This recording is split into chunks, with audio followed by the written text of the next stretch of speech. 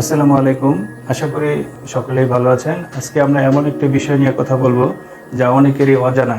তাহলে কখন একজন হৃদরোগ বিশেষজ্ঞের কাছে আপনার যাওয়া উচিত।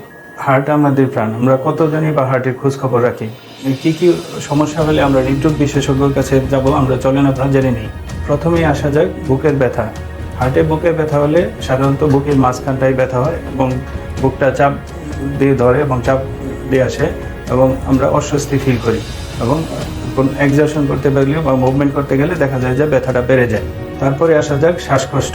অল্পতেই কাজ করলে শ্বাসকষ্ট হয় বা সিঁড়ি দিয়ে উঠতে গেলে শ্বাসকষ্ট হয় এবং এবং হঠাৎ করে যে শ্বাসকষ্ট শুরু হয় সেটা হার্টের সমস্যার কারণেই সাধারণত শ্বাসকষ্টটা হয়।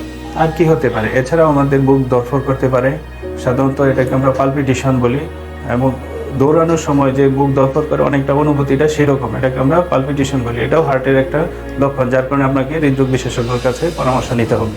আরেকটা খুব কমন ব্যাপার সেটা হলো উচ্চ রক্তচাপ। এটাকে সাইলেন্ট কিলার বলা হয়।